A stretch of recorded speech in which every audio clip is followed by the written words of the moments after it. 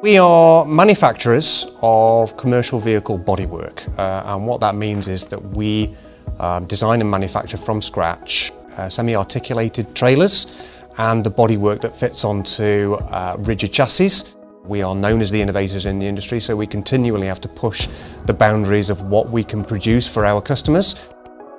Our engineering team, all of which using SolidWorks as a core engineering product, use simulation on a reasonably regular basis to be able to test out various different types of product. I think some of the problems that we've had with the SolidWorks package inherently is the time spent to be able to set up the models and the simulation runs.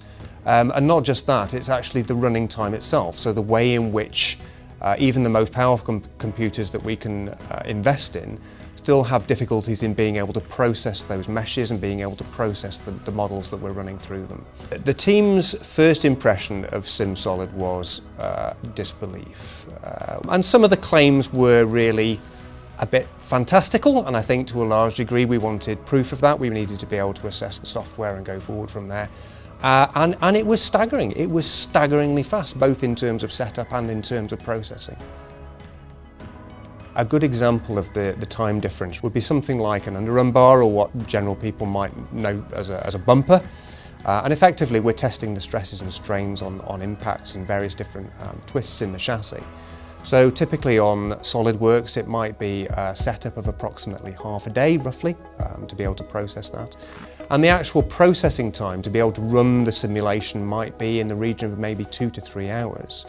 So in contrast to that, SimSolid might only take half an hour to an hour to set up in the first place, and in terms of processing time it might take 20 seconds to run that software and be able to provide the kind of solutions that we're looking for. So there is a marked difference, fantastic difference. We took the SimSolid results and were able to submit those results to the DVSA, who then physically tested it, and we found that they were within approximately 1 millimetre of the deflection that had actually happened, so it was a really, really good tool for us. We certainly wouldn't stop using what we've already got. It's inherent with the way that we do things. It's inherent with other product suites that we have on site, so we wouldn't be able to turn away from it. But the SimSolid software has been able to act as a bolt-on. It's a very simple bolt-on, and the integration has been seamless. SimSolid has been able to release resources that we would have otherwise spent on different projects. So what we're able to do is reallocate those resources so that it's more effectively used on other projects. But what it really means is the fact that we can expand on that investigation for a particular sub-assembly, for instance. So if we look at a lifting deck, for example, it's not restricted to running maybe 1 or 2 different scenarios. We can run multiple scenarios on multiple different products to try and find the best possible solution for our customers.